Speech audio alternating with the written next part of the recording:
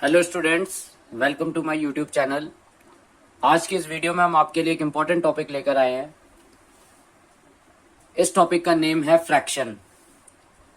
Fraction में students को बहुत कंफ्यूजन रहता है फ्रैक्शन के टाइप्स में, और फ्रैक्शन की कैलकुलेशन करते टाइम भी देखा गया है कि स्टूडेंट्स कंफ्यूज रहते हैं।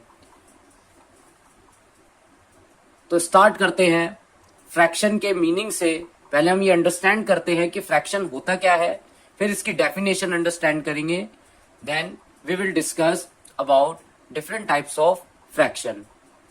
सो first of all, the meaning of this topic is fraction. A fraction is part of a whole. अब इसका क्या मीनिंग है ये अंडरस्टैंड करते हैं कि जो फ्रैक्शन है वो एक होल का एक पार्ट होता है, एक हिस्सा होता है। ये कैसे हम समझें, इसके लिए हम एक काम करते हैं, एक बॉक्स बना लेते हैं या एक स्क्वायर शेप हम ड्रॉ कर लेते हैं। इसको 4 इक्वल पार्ट में हम डिवाइड कर देते हैं। अब आपसे पूछा जाए कि ये बेटा कितनी शेप्स हैं, तो आप बोलेंगे सर ये 1 शेप है, 1 स्क्वायर है। और हमने इसको कितने इक्वल पार्ट में डिवाइड किया, तो आप बताएंगे सर हमने इसको 4 इक्वल पार्ट्स में डिवाइड किया। अब इसके ये जो इक्वल पार्ट्स हैं, इन पार्ट्स को ही हम फ्रैक्शन की फॉर्म में एक्सप्रेस कर सकते हैं। कैसे? जैसे मान लो कि हमने शेड कर दिया इसके एक पार्ट को। ये क्या है, एक सिंगल स्क्वायर है, तो इसको हम होल बोल सकते हैं कि एक होल है। होल मीन्स एक पूरा पार्ट है। इसके जब हमने इक्वल पीसेस किए तो वो कितने थे, number of pieces 4, equal pieces 4 है। उसमें से 1 पीस हमने शेड किया है। तो फ्रैक्शन की फॉर्म में हम इस शेडेड पार्ट को कैसे एक्सप्रेस कर सकते हैं वो देखें। अब शेडेड पार्ट को एक्सप्रेस करने के लिए हम रैशनल फॉर्म में इसको लिखेंगे। एक होल स्क्वायर को हमने कितने पार्ट में स्प्लिट किया, एक होल स्क्वायर को हमने 4 इक्वल पार्ट में स्प्लिट किया। तो डिनोमिनेटर में जितने भी इक्वल पार्ट्स होते हैं, total number of equal parts वो डिवाइड में आ जाते हैं, यानी कि डिनोमिनेटर में आ जाते हैं। और जिस पार्ट का हमें फ्रैक्शन बताना है, जैसे शेडेड पार्ट या अनशेडेड पार्ट, उसको हम न्यूमरेटर में शो करते हैं। जैसे यहां कितने पार्ट शेडेड है इस फिगर में, तो इस फिगर में 1 पार्ट शेडेड है आउट ऑफ 4। तो इस पार्ट के लिए जो फ्रैक्शन बना वो क्या बना, 1/4।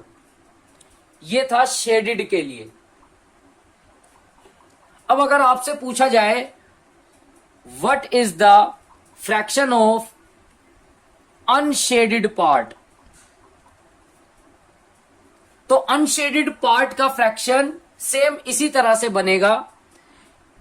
डिनोमिनेटर में total number of equal part that is 4 वो हम लिख देंगे, और अनशेडेड पार्ट कितने हैं वो काउंट करके न्यूमरेटर में आप लिख दो 1 2 3। ओके, तो शेडेड पार्ट का फ्रैक्शन बना 1/4, अनशेडेड पार्ट का फ्रैक्शन बना 3/4।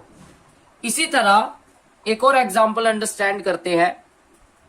ये तो सभी बच्चों को पता होना चाहिए क्योंकि सभी बच्चों ने इसको कभी ना कभी टेस्ट किया है।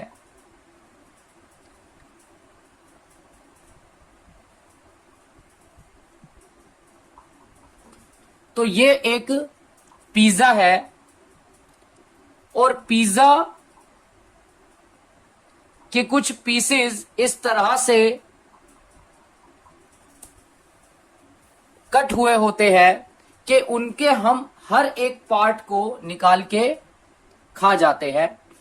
वो जो एक पार्ट होता है वो भी एक होल पिज्जा के फ्रैक्शन के एक इक्वल होता है। किसी न किसी फ्रैक्शन फॉर्म में उसको हम रिप्रेजेंट कर सकते हैं। कैसे? जैसे मान लो ये एक होल पिज्जा है, इसके टोटल इक्वल पार्ट्स कितने बने, 1 2 3 4 5 6 पीसेस इसके पिज्जा के किए गए हैं। अब मान लो आप में से कोई एक बच्चा इसका एक पीस टेक आउट करके खा जाता है, तो उसने आपसे क्वेश्चन पूछा जाए उस बच्चे ने टोटल पिज्जा का कितना पार्ट ईट कर लिया, कितना पार्ट खा लिया, तो आप कैसे एक्सप्रेस करेंगे? ये सिचुएशन बन गई, आप कैसे इसको एक्सप्रेस करेंगे? फ्रैक्शन फॉर वन पार्ट का फ्रैक्शन क्या बनेगा? डिवाइड में टोटल नंबर ऑफ पीसेस है 6 और 6 में से कितने पार्ट एक बच्चे ने खा लिए, दैट इज 1। और जो रिमेनिंग पिज्जा है उसको आप कैसे एक्सप्रेस करेंगे? रिमेनिंग पिज्जा को आप एक्सप्रेस करेंगे रिमेनिंग पार्ट डिवाइड में total number of pieces that is 6 और कितने पीसेस अब रिमेनिंग है। जैसे ये वाला पीस कट आउट हो गया तो बचे कितने, 1 2 3 4 5 पीसेस आउट ऑफ 6। तो एक पिज्जा के जितने हमने पीसेस किए वो उसके डिनोमिनेटर, उसमें से कितने हमने खा लिए वो बन जाएगा न्यूमरेटर, या जितने रिमेनिंग रहे वो भी बन जाएगा न्यूमरेटर। ये डिपेंड करता है क्वेश्चन में कि क्वेश्चन क्या पूछा जा रहा है। ओके,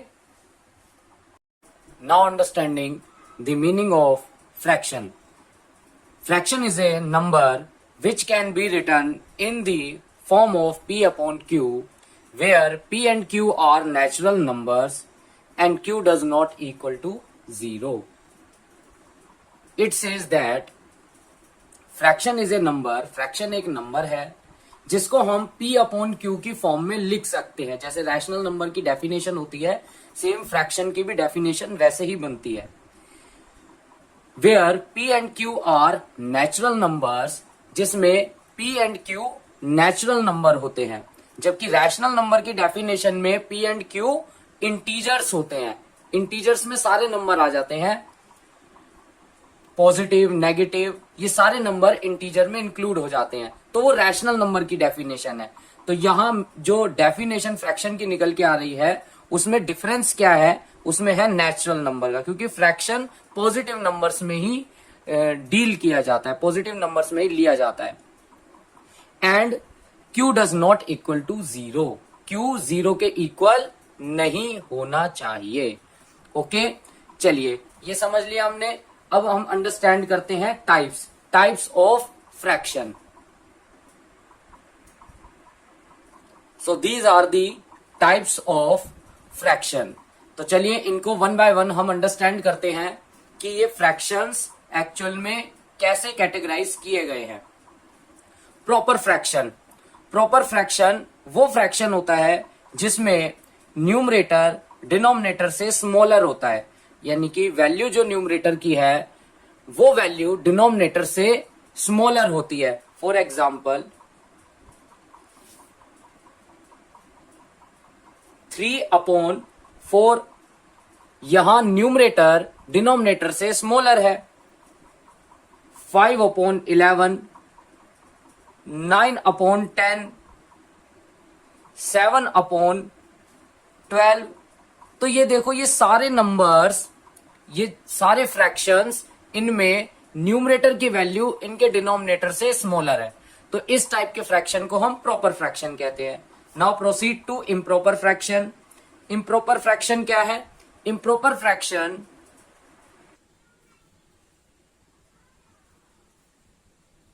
फ्रैक्शन वो फ्रैक्शन होते हैं जिनमें न्यूमरेटर की वैल्यू डिनोमिनेटर से ग्रेटर होती है, मींस बड़ी होती है। तो ऐसे फ्रैक्शन इम्प्रॉपर फ्रैक्शन कहलाते हैं। फॉर एग्जाम्पल 7/5, देखो इधर जो न्यूमरेटर है वो डिनोमिनेटर से ग्रेटर आ गया। 5/3, 9/8, 101/77।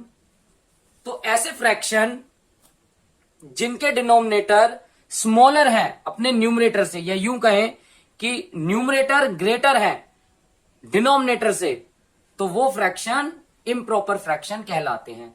Now proceed to mix fraction. अब मिक्स फ्रैक्शन क्या है? मिक्स फ्रैक्शन जो बना है वो इम्प्रॉपर फ्रैक्शन से ही बना है। इम्प्रॉपर फ्रैक्शन को जब हम मिक्स फॉर्म में लिखते हैं तो वो बन जाता है मिक्स फ्रैक्शन।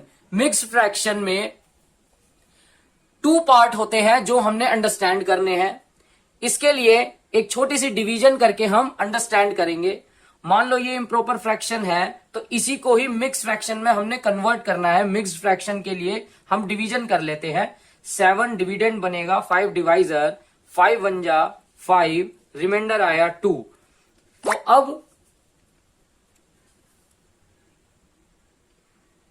तो अब इस डिवाइड को हम मिक्स फ्रैक्शन की फॉर्म में कैसे लिखते हैं?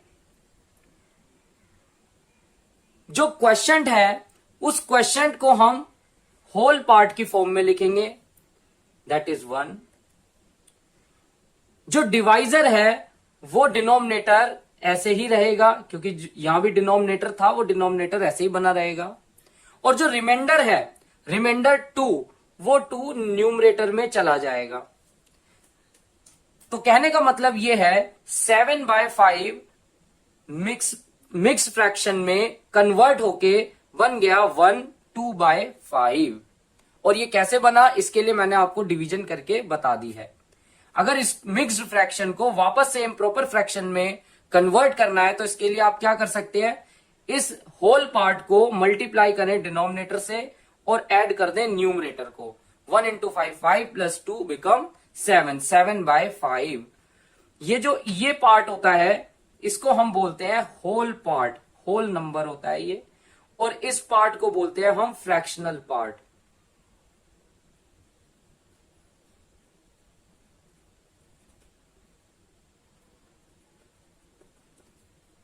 ओके, तो इसमें 2 पार्ट कंसिस्ट करते हैं। 1 part is whole part and other part is fractional part. Now proceed to compound fraction. अब ये कंपाउंड फ्रैक्शन 4th पार्ट, ये क्या है? कंपाउंड फ्रैक्शन वो फ्रैक्शन होता है जिसके न्यूमरेटर या फिर डिनोमिनेटर या फिर दोनों में ही, न्यूमरेटर और डिनोमिनेटर में एक फ्रैक्शन एग्जिस्ट करता हो। For example 2/3/5। यहां डिनोमिनेटर में होल नंबर है बट न्यूमरेटर में एक फ्रैक्शन है। तो इस टाइप के फ्रैक्शन को हम कंपाउंड फ्रैक्शन कहते हैं। अब ये फ्रैक्शन डिनोमिनेटर में भी आ सकता है, जैसे 11/5/3, यहां डिनोमिनेटर में फ्रैक्शन आ गया। या फिर 2/3 एंड 3/4, यहां दोनों में ही न्यूमरेटर और डिनोमिनेटर में फ्रैक्शन आ गए। तो इस टाइप के फ्रैक्शंस कंपाउंड फ्रैक्शंस कहलाते हैं। Okay, now understand decimal fraction. ये वो फ्रैक्शंस होते हैं जिनके डिनोमिनेटर में 10 होता है, 10 एग्जिस्ट करता है। ऐसे फ्रैक्शन डेसिमल फ्रैक्शन कहलाते हैं, क्योंकि इनको हम डेसिमल में कन्वर्ट कर सकते हैं। जैसे 10, 100, 1000, ऐसे डिनोमिनेटर जहां आते हैं उनको हम इजीली डिवाइड कर सकते हैं और उनको इजीली डेसिमल फॉर्म में भी कन्वर्ट किया जा सकता है। तो इस टाइप के फ्रैक्शन कहलाते हैं डेसिमल फ्रैक्शंस। जैसे 25/10, इसका डिनोमिनेटर क्या आ गया? 10 आ गया। 92/100, कोई भी नंबर, रैंडम नंबर यहां हम ले रहे हैं, कोई पर्टिकुलर नंबर ही डेसिमल फ्रैक्शन का पार्ट नहीं बनता है, कोई भी नंबर बन सकता है। 123/1000। तो ये वो सारे नंबर्स हैं जो इजीली डेसिमल में कन्वर्ट हो सकते हैं। तो ऐसे फ्रैक्शंस को हम डेसिमल फ्रैक्शंस बोलते हैं। Now inverse fraction. अब ये इनवर्स फ्रैक्शन क्या है? किसी फ्रैक्शन का रेसिप्रोकल इनवर्स फ्रैक्शन कहलाता है। फॉर एग्जाम्पल 5/3 अगर हम इसका रेसिप्रोकल कर दें, रेसिप्रोकल मीन्स इसको पलट दें, उल्टा कर दें। उल्टा का मतलब यह है कि जो डिनोमिनेटर है उसको न्यूमरेटर और न्यूमरेटर है उसको डिनोमिनेटर कर दें, तो ये आएगा इसका रेसिप्रोकल। जैसे 3 डिनोमिनेटर से न्यूमरेटर बन गया और 5 न्यूमरेटर से डिनोमिनेटर बन गया, तो ये जो इस न्यू फ्रैक्शन ये जो बन के आया, ये इस फ्रैक्शन का इनवर्स फ्रैक्शन कहलाएगा। तो ये कुछ टाइप्स थी फ्रैक्शंस की जो हमने 1 बाय 1 अंडरस्टैंड की। आई होप आप सभी बच्चों को फ्रैक्शन के मीनिंग और टाइप्स में अब कोई कंफ्यूजन नहीं रहने वाली है। इस वीडियो को आप बार बार देखें और अपने कॉन्सेप्ट को स्ट्रॉन्ग करें। यदि आपको हमारी वीडियो अच्छी लगी हो, इंफॉर्मेटिव लगी हो, तो हमारी वीडियो को लाइक करें, अपने फ्रेंड्स के साथ शेयर करें और हमारे चैनल को सब्सक्राइब करें। Thank you.